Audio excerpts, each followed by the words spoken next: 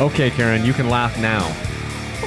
This is take 2 of the Dirt Bike Channel podcast. I've got my wife with me. She starts laughing the second that I hit record every time. And this time, my hand was moving down towards the record button, and that's when she started laughing.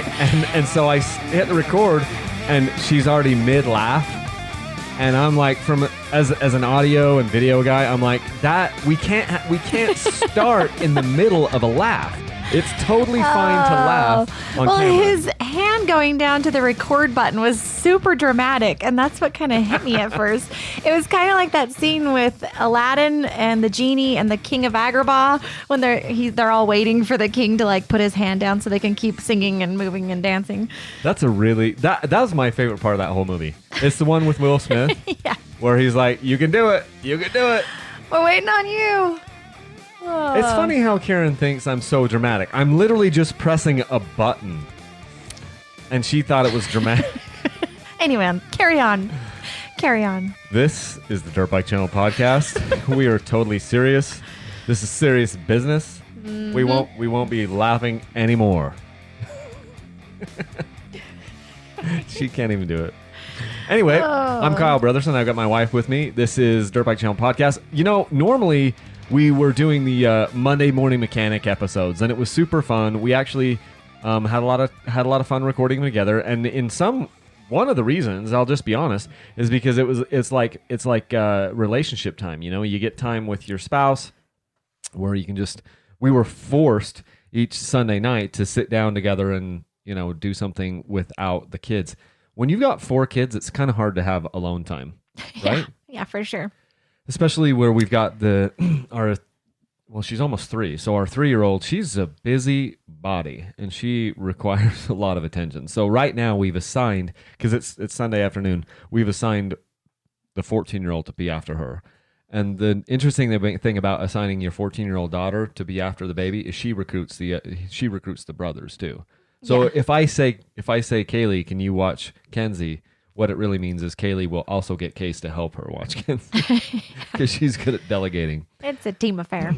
But what we wanted to cover today was just kind of a behind the scenes. From time to time, I'll get emails asking me like, Kyle, I don't know, how are you doing this? And what's your workload like? And how's it split up? And I was talking this morning with Karen about possible podcasts. It's been a while since I put out a podcast because I've been working so stinking hard on the Dirt Bike Channel sweepstakes that I have going on, and it's just head down on that. I haven't even been able to come up for air, and so it's been a while since I had a podcast.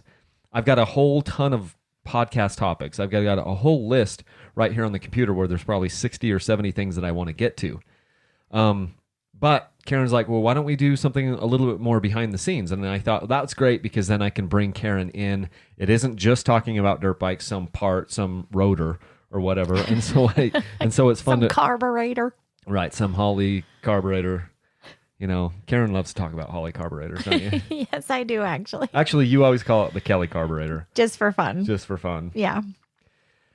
I do. Inside joke there between me and Karen and my dad. So the Kelly carburetors. But it is good for, I think, your followers to know what goes on behind the scenes, because there is so much that you do, Kyle, that goes on behind the scenes that people maybe wouldn't even think of or would maybe take for granted, or I don't know. They just wouldn't understand unless you actually had some other wacko lady here like me telling what's going on in the Brotherson household behind the scenes. So I think that's what we're going to cover a little bit today.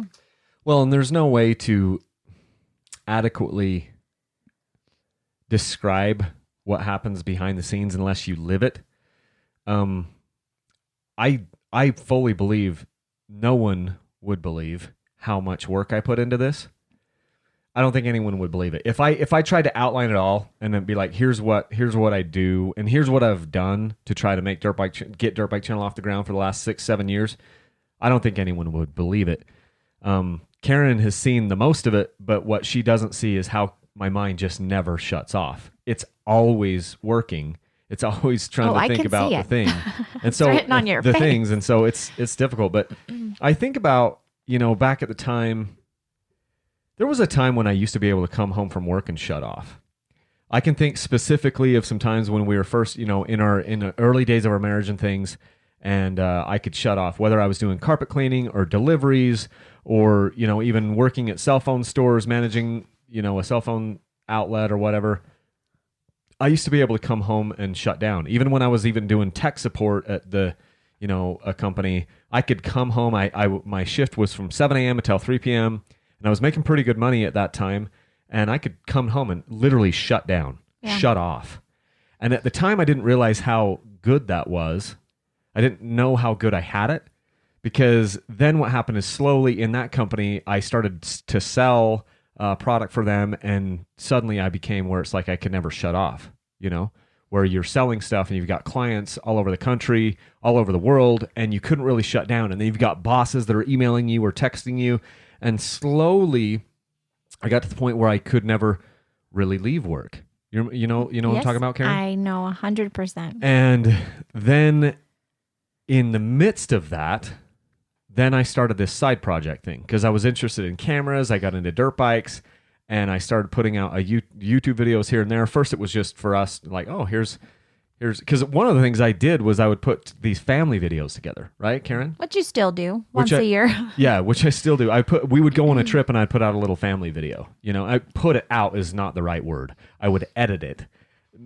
They never it's really just for family. They never really got up online. But there was a couple times I would upload like a video of playing guitar or shooting a gun or something like this, and then I put out a couple videos where it was like I'm riding my dirt bike, and those did become public. And then it was like, oh my goodness, this video has 500 views. And I'm like, that's crazy, because this other video that I put out of me shooting this gun, it's got like 20 views. And it's been out for a year. And now this video has been out for 2 months and it has 500 views. And I was like, wow, that's crazy. And so then the thought was, let's just, I never set out to build any of this. I was like, I wonder what it would be. Could I get a video with 1,000 views? And then and look at you now. Then I was figuring out the YouTube ad revenue thing, and I'm like, I made like $12 in 1 month. Yeah. And this thought occurred to me: what if I did what if I set a goal to make enough in YouTube ad revenue to buy a dirt bike, and I just put out like $10,000? What would that look like? And I just kind of set out to do that. And it turns out that $10,000 of making my first $10,000 in YouTube ad revenue was literally the hardest money I have ever made in my whole life, because I'm doing all these other things. We've got obligations. Karen and I are busy with the kids, and then I've got a full-time job, and Karen's busy with her stuff and work in the community and all of these things, and so we're busy people. And then on top of this, I'm going to create a part-time job that I didn't really set out to do. Yeah. And make $10,000 on YouTube ad revenue. And at the beginning of it, I thought, this will feel like a free bike. I will get $10,000 and it'll feel like I got a free bike, and I will almost feel guilty. And I won't even maybe want to tell people that, hey, look, I made, you guys helped me make $10,000. By the time the $10,000 was made, it just felt like I would have been way better off to deliver pizzas to get that $10,000. Oh yeah. I would have been. We don't see you very often, especially in those days where you'd work, a full-time job, and then you'd come home and have the side business of Dirt Bike Channel starting. He'd come home from work and then go straight to Dirt Bike Channel, and we wouldn't really see him. And we carve out dinner as a family. That's something that we have that's really important time for our family. No matter what's going on, we all sit down and eat together every day. And then, so that was like our chance to catch up with Kyle, and it's hard, here in the home front, because, he's been working so hard, and he is just a hard worker by nature, but this has just been, a passion of his, and he had this vision and he wanted to make it, be successful, in which he has, and he's done a really great job at that. And now this is his full-time job, and it's just been really fun to see the transformation and watch him to grow. But it's been hard to not get to see your spouse very often, Well, thank you for that. And I just think about, then there was this, And so it was hard. Making money on the money I first made on Dirt Bike Channel was the hardest money I've ever made in my whole life. And then there was this time where it's like, hey, in my head I had this number. I'm going, if I ever got Dirt Bike Channel to where it was making X amount gross money, and I just threw out a number. I didn't really think about like the bills that it would have to pay for and stuff. But I'm like, if I could get it to make this much part-time, I would need to step into it full-time. I should step into it full-time. And I got halfway through the year in 2018. I'm looking at a spreadsheet at my day job, which, to be completely honest, I was doing so much Dirt Bike Channel at my day job at that time. I wasn't really being honest with myself about how much I was doing. I thought that I was working my day job 8 hours, and then I was working Dirt Bike Channel for 2 to 3 hours a day. Now that I've had more time to reflect on it, I think I was basically putting in equal time at both things. But anyway, I'm like, look, I'm going to meet that goal. Do I call my own bluff? And I ended up just quitting the day job and going straight into Dirt Bike Channel. And Karen was really nervous at the time because she's like, I'm never going to see you because you're going to work more. I don't think I'm working more, but I'm certainly not working less. Yeah. So I'm focused on one thing. Before it was like you had a full-time day job at this other company, and then you basically had I feel like I had 2 full-time jobs. Really, I always told people I had a full-time job and a part-time job. But if I'm dead honest with myself, looking back and then analyzing what's happening now, I had 2 full-time jobs. So I just quit one of the full-time jobs, and I still have a full-time job that is always on. Yeah. And so this isn't like a 9-to-5 type of job anyway, because what people don't realize are all of the things that, go in behind the scenes. Kyle is constantly replying to emails. So everyone who emails him, he responds if he's able to. And then so far I have been. Yeah. And calling people who, have a question that's a little bit better to answer with your voice rather than reading a text. And then also with text messaging, and he researches like no one's business. And I always tease him about it, but he researches all kinds of camera equipment and sound equipment, and obviously, bikes and different bike parts and all the things that go into dirt biking. But, for this podcast alone, he researched for hours and hours just on sound equipment and whatever this board thing is here with all the buttons and, the mixer, and just making things as quality as possible, because that's what he's about, is making it the best he can with what he's got. And so I realize what goes on behind it. There's also, obviously the videos, and the editing for a video is way more time spent than what people watch, right? So if it's a 8-minute video, he spent hours on it sometimes, and then with the recording of it prior to that, out on a bike or in the shop. And so it's hard, and he's making a big sacrifice, but it's paying off. Like, people are benefiting from the knowledge that they're gaining from Dirt Bike Channel, and that's something that the Brotherston family is proud of. Yeah, you talk about the emails. I now, and I say a disclaimer here, I have responded to every single email that has ever come to me under my Kyle at Dirt Bike Channel email address. If you haven't gotten a response back from me, I can promise you this: it's because your email address was not valid. I have responded to every freaking email that has ever been sent into that email, unless you're just like some salesman is like, hey, here's this trinket and it has nothing to do with this stuff. If it's a legitimate question from a legitimate viewer, they get a response back, and I won't be able to do that forever. There is a time coming, I can see the end in sight, where I will not be able to respond to all of those. I'm going to have to outsource some of this stuff and get help from somebody.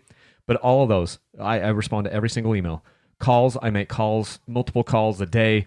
Text messages, the research, the products, the equipment, just the things that Karen talked about. There is so much of that behind the scenes that would never show up. The video that we did, I did a video. I had one of my sons. I'm getting my sons more and more involved with this. I had my sons help me with a video that I filmed on Friday. It came out. It was just, can the TPI bump start without a battery? We spent about 3 hours filming that because we had a couple little hiccups in the middle.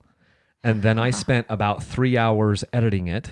And so it was a 6-hour video. The thing is, I'm looking at it on YouTube. It's 7 minutes and 29 seconds. And it took 6 hours to do. But that was just that day. I had done research for that for 2 weeks, thinking about things, getting product for things, talking to the product developer, ordering it from freaking Japan, all of these things. There were so many things. So I can say, well, that was a 6-hour project for that day. No, it wasn't. There were weeks of thinking about it, talking to other people, planning, conferring with other people, and then actually the implementation of it. And it's just like people think, oh, Kyle put out a 7-minute video. Cool. No, that was like 3 days worth of work. And the only reason I was able to edit it down in 3 hours is because I've done this 800 times. I have now been, kind of testing the waters with some different video editors. And some of the videos that have come up on YouTube have been edited recently by people other than me. What I've learned by that is, there's some people out there that are very good at video editing, and there's some people out there that suck at video editing. But the people who are good, they spend way too much time doing it. Like way too much time. Okay, that's a great video edit you just did, but it took you 3 days to do it. I can do that in 3 hours.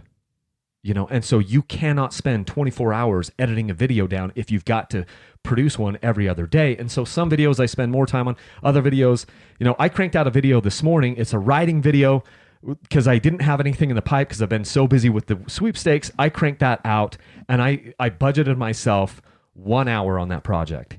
And I busted it out and I did it in 1 hour, uploaded it to YouTube, type the description out, make a thumbnail for it, get it uploaded to YouTube and schedule it because that's the time that I had. But other times, it could spend hours and hours and hours doing stuff. And there's just so much behind the scenes. No one would ever believe it. No one would ever believe what it takes to do this and the amount of effort that it's taken. Sometimes I feel like it's good that we can't tell the future because there are many things in my life where I think if I knew how hard this was going to be going in, I might not have done it. Do you ever feel like that, Karen? Yeah. Yes, for sure. I mean, there's lots of areas of life where every one of us could say that very same thing. But luckily, we don't have a crystal ball telling us, that this is going to be hard or this is maybe going to fail, right? And the thing that's... Sorry, we got kids trying to get to us. Oh, that's so cute. Mom, I need you. Here, I'll take care of her. You keep talking. So anyway, one of the transitions that we moved to, this is, again, like I said, you got a 3-year-old that can't be bothered. And we've got kids that are not doing a good job at babysitting her. Okay. Take 2 on the podcast. This is us. We had to cut here because 3 kids upstairs are not enough to fence one child in. So we got a child down here banging on the door. It's usually me that keeps her occupied while Kyle is down here in the basement office working and recording podcasts and, doing video editing. So, the one thing kids. I'm like, look, there's the only thing that I can't have you guys do, like you can't do is you can't let Kenzie run downstairs when I'm recording. And you can't let her drag a chair across the kitchen tile because the kitchen tile is right above my office. And it literally sounds like Armageddon is happening when the world is coming to an end. When a chair is... And Kenzie, our 3-year-old, will literally just push she wants to get up on the counter and she'll just grab one of the chairs and push it 20... Well, not 20. She is a funny one. 12 feet over to the counter. And it sounds like the world is ending upstairs. She's ambitious, that one. She is. It's very good. But, transitioning into family time, I was mentioning that family time is the only time that I really get to shut off. And get to shut off is the wrong word. Karen is helping me and coaching me and reminding me that this is the time to be present and this is the time to be here. And so I think, like Dr. Dom talked about. Yeah, like Dr. Dom talked about. I mentioned that. I don't know if I'll edit that out or not on this little debacle we just had with child banging on the door. I think you should leave it.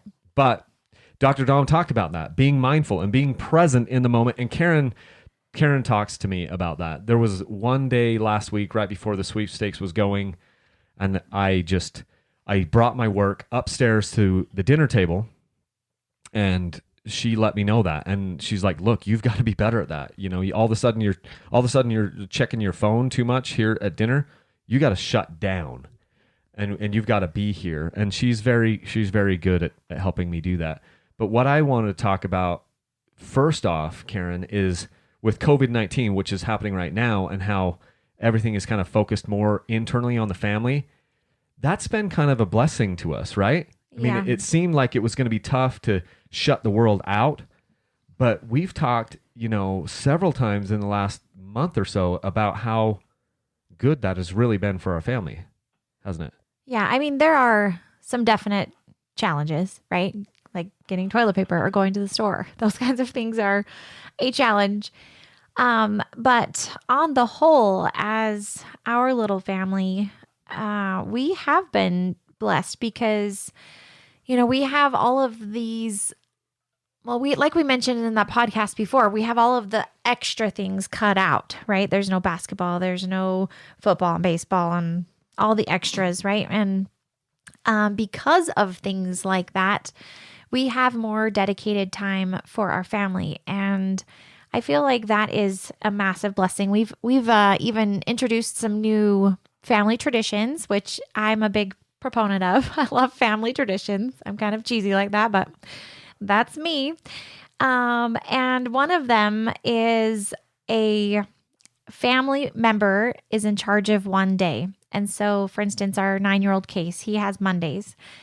And after dinner, or sometimes before, they are in charge of picking an activity of their choice that we do as an entire family.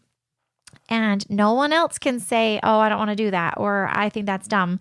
We have to love and support each member of the family. And when it's our turn, we would like the same respect, right, on our day. So every member of the family gets a day, and then they get to do something or pick something. And just last night, Case is like, let's go up to the parking lot by our house and do some fun games and ride some bikes. And so he ended up riding his bike on a curb. How long would you say that curb was? The curb is almost 200 feet long, a curb, and he's riding it, and balancing me and the on boys, his two-wheel. Me and the boys started doing this about a week ago, where we were trying to go. They were riding up on their pedal bikes, and I was riding up on my trials bike, and we could get to the point where we rode the whole curb once, and then every once in a while we'd do it twice in a row, and then without falling off. And then fluky thing, a couple nights ago, I did it 9 times in a row with my 12-year-old, and then all of a sudden this 9-year-old kid last night. How many times did he do it, Karen, in a row? 39 times without falling off the entire way. It's unfreaking real. I wouldn't have believed it unless I saw it myself.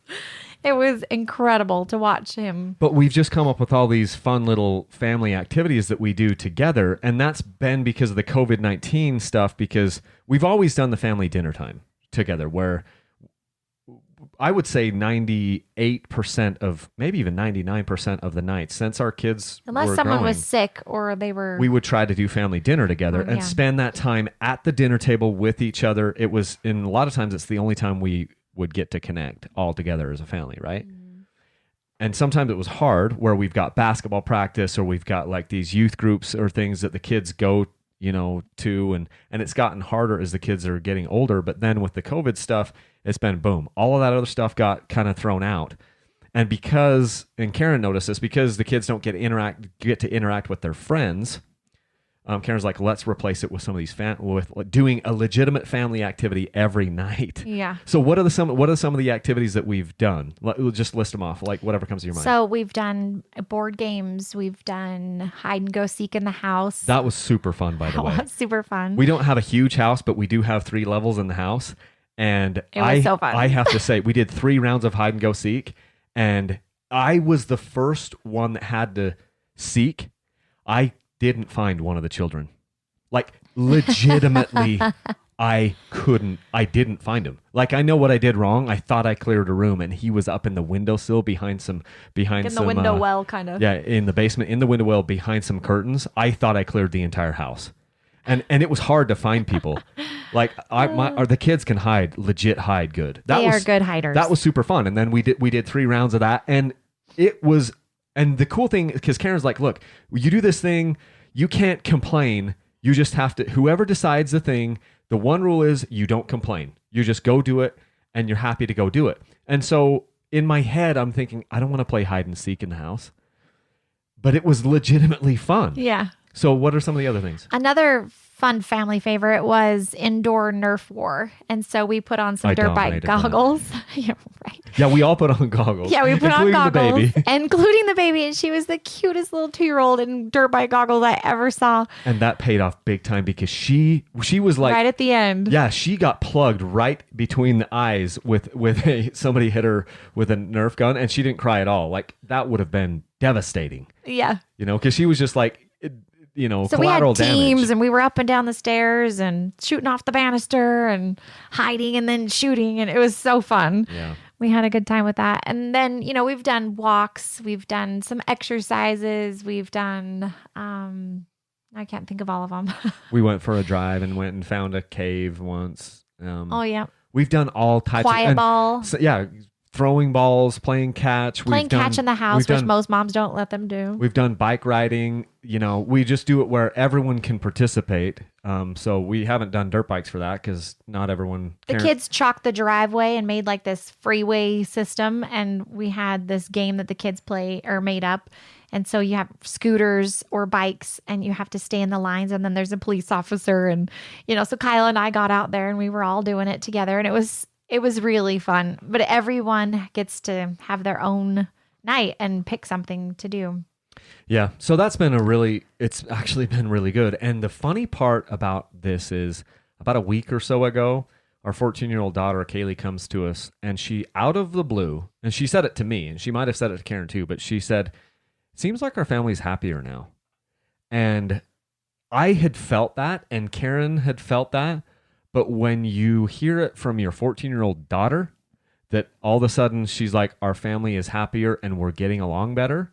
I mean, that was pretty cool. Yeah. I thought it was. Obviously, it's been hard, and it's been hard on Karen because Karen's such a social person. She's a social butterfly. And so the social isolation thing has been harder on her and my daughter, I think, than anyone else. It hasn't been an issue for me at all. Oh, you're not very social. Yeah, I'm not. But when it was really cool to hear from my 14-year-old that she's like, we're getting along better as a family. And I think it's just the fact that we're spending more quality time together. We're playing with the kids more than we did before. And so it's really helping us from a family perspective. And Karen has enrolled in a parenting course. I've attended 1.5 of the lessons, but she's doing this parenting course, which is pretty cool. You want to talk about that a little bit? Yeah, it's one of my good friends, Callie. She's teamed up with this woman who's a professional parenting teacher, really. And she goes all over the world teaching people. And I'm doing this pilot program.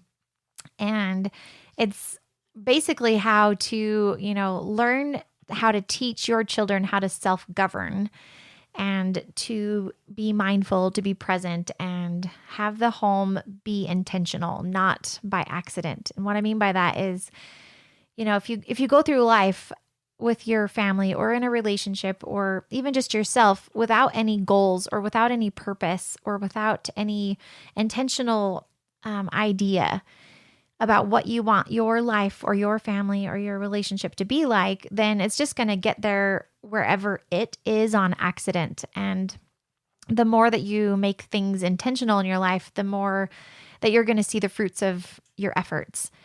And so we were encouraged in this family course to come up with a family focus statement. And so we sat the kids down on my night. So I took one for the team for our family activity. I'm like, tonight we're going to come up with a family focus statement. And they're like, oh, really? This is going to be fun compared to Nerf wars. And so, but they all did it because they weren't allowed to be negative, right? And so, but there was some negativity. A little bit, yeah. But I let it slide. Because this was a total Debbie Downer for, kids to come up with something like this. Let's sit down and make a report. Yes. But however, we came up with like a 3 or 4 paragraph statement of what the Brotherston family is all about. And I'll spare you all the details. But basically, every member of the family got to contribute and put something in to what they want our family life to feel like, to look like, and to be like. Although Karen rejected a couple of mine. Oh my gosh. It's true, isn't it? He said every member of I can't remember the exact line, but something like everyone in our family should be loved and respected. And then he's like, except Dad. And I'm like, okay, reject. So yes, I rejected. You also rejected the 2-stroke thing, which now the boys and I have to do after it's over. Yeah, and that's fine. We can add addendums. Because we get through the whole thing and it's like, this is what we do, blah, blah, blah, blah, blah. And then me and the boys say, after it's all over, we're like, and we ride 2 strokes. Yeah. So we have this statement. We've printed it out and we try to read it as often as possible in unison together. So it's kind of ingrained in us to know that we are, honest and we live with integrity and we do hard things. And we do hard things. And we forgive ourselves and others. Yes. So all of those things that we have in our family focus are becoming a part of our everyday life. And some of them already were a part of our lives. Some are new and some are just a little bit more of a strengthening statement, but yeah, there's cool things in there, just like honesty. I mean, these are one of the, probably the biggest thing that I've been working on in my life just my personal life in the last year and a half is just honesty. And we're just calling that out now. This is what we are. We're going to be honest. There's so many things that can come from, and so this focus statement is pretty cool. And it sounds corny. I'm sure it sounds corny, but I think some people out there could benefit from that. I mean, if you just said, hey, what is our family about? What do we stand for? What do we want to stand for?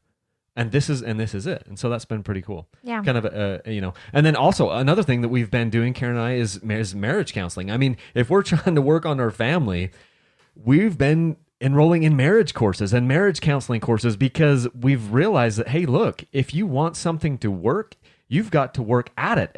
And Karen probably knew that all along, but it wasn't like a priority of mine, like, oh, I need to work on my relationship. I just sort of took it for granted for so long. And then, if you don't focus on something, bad things happen to it. It needs maintenance. And so that's one of the other things that we've been doing.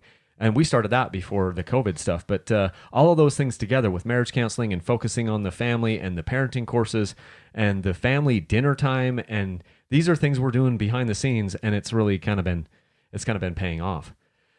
Another thing I just wanted to touch on kind of as one of our last things here as we wrap up, and we may talk about this for 30 minutes because there's so much in it. We won't talk about it for 30 minutes. Is Karen, just so you know. So sometimes I feel bad for I'm not turning off and I'm working a lot. And like Aaron said, it's not a 9 to 5 job. I start whenever I start. It could be 7 a.m. It could be 9 a.m, but it doesn't really end until 10 at night. I usually can't really stop doing any work until it's 10 o'clock at night. And then 10 o'clock at night, I'm like, I need to shut down. Yeah. Mentally. You hit your wall. I hit my wall mentally. But with Karen, she doesn't get to shut down either. I mean, so Karen's main job, let me just read her job description here. Karen is the chef, the doctor, the taxi, the food preparer, the cleaning person, the school. Teacher. Now she's the teacher for three kids now. She's the gardener. She runs the home. She runs the kids' schedules. She does the laundry. And we try to help in those places. It's not like I never do any cleaning, and it's not like I never do dishes. We kind of split some of those things. Mostly dishes are the one that I pick up on, and taking out trash and things like that. But for the most part, Karen is literally running the entire house. She's the CEO of the house. She's doing all of those things. And most moms out there are. They are. They're unsung heroes, and they're working all day long. They don't get time off.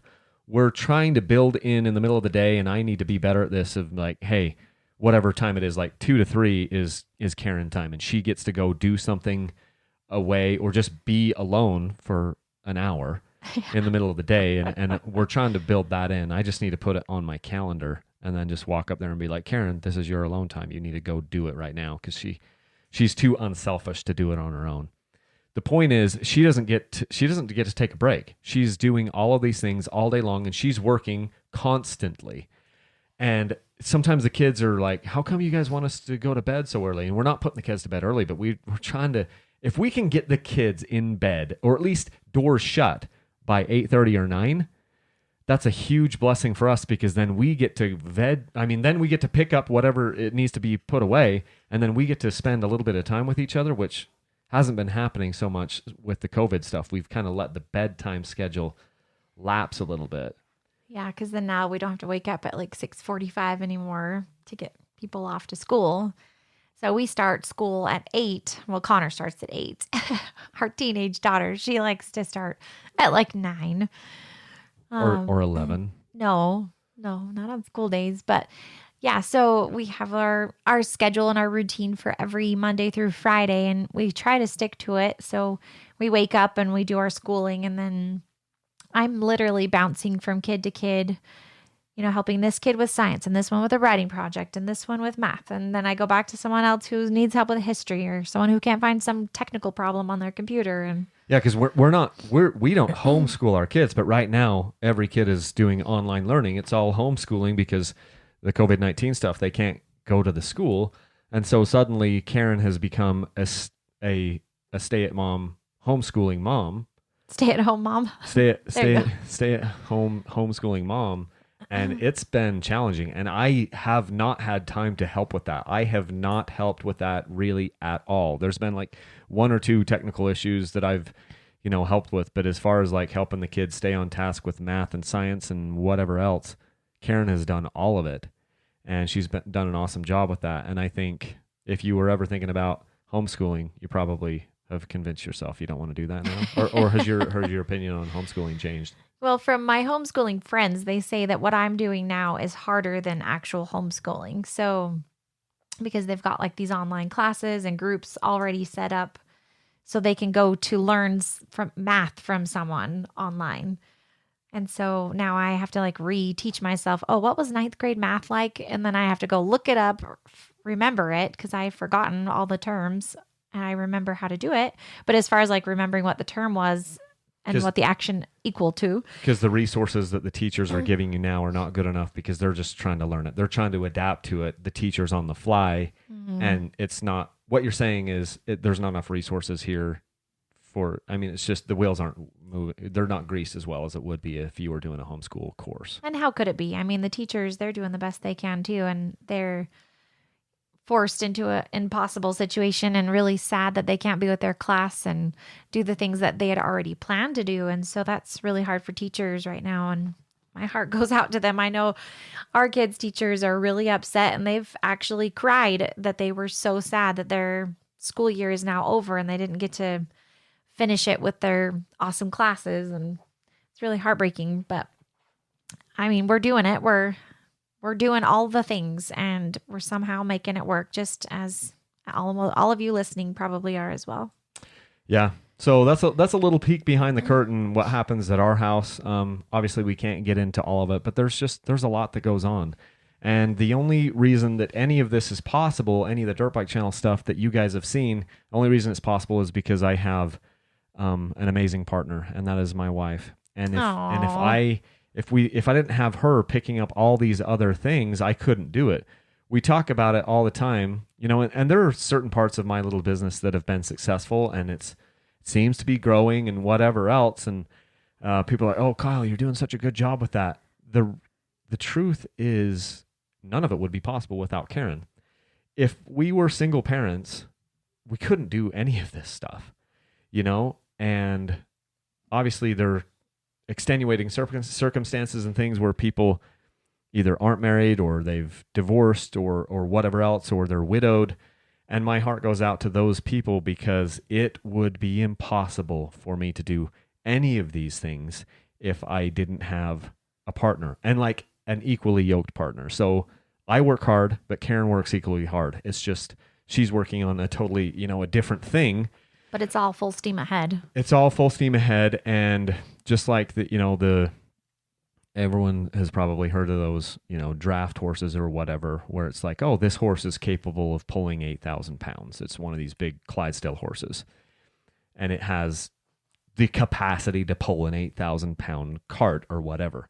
You put 2 of those horses together And mathematically, you think, well, now they can pull 16,000 pounds. They have shown time and time again that you put a horse that can pull 8,000 pounds together with another horse that can pull out 8,000 pounds, and those two horses will pull 25,000 pounds.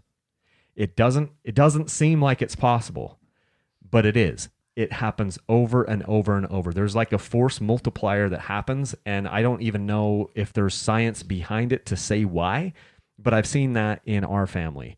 So if I'm a 10,000 pound horse and Karen is that 10,000 pound horse, we're literally pulling 30,000 pounds when we're yoked together. And it's pretty phenomenal. And it's been really well. It's been really good. And it's been the most, rewarding part of my life to just build our lives together and see what we are able to accomplish. And it's only possible because of her.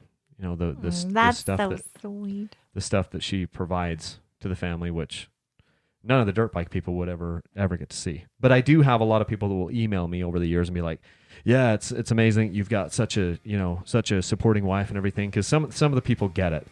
Some people have come up to me at Supercross and thanked me. And I'm like, oh, thanks. You have no idea. They thanked you at Supercross? Yes. I've had probably 3 or 4 people tell me, thank you for supporting Kyle and letting him do this. Were they the men or women? Men. They were the men? Yeah. Thank you. Those 4 people. Those 4 people. I really appreciate those 4. No. I thought it might be one of the 5 women viewers that I have. So I didn't know if you met one of those. Nope. Not yet. I don't think I've met one either. But they're out there. They're out there. So anyway, that's a little bit of peek behind the curtains of what Dirt Bike Channel consists of and what we're doing here with our family. Behind the scenes. Behind the scenes. Hopefully you guys are doing well, being happy and healthy and safe during these challenging times that we have. And hopefully we're going to see, start to have things come back online and become more normal, here in the next little bit. It's going to be interesting to see, though, because I think life is going to permanently change in some ways. Airlines, I think some of that stuff is going to change. I think cruise ships, that stuff is going to change. There's a lot of things. There's going to be a lot of lasting effects from this stuff. But I hope that one of the lasting effects within our family is just a little bit more of a family focus. And hopefully we can just simplify. That's been the coolest thing, is not having baseball practice or basketball practice or all of these other things. Not that we don't love sports, because we do. Yeah, but it's been nice to simplify a little bit here. It really has. Find the happy in your life. Yeah. Karen, do you want to do it? No. When are you going to do it? When Supercross returns, I'll do it. Okay. When Supercross returns, Karen promises that she will tell you to leave a single track. Thanks, guys.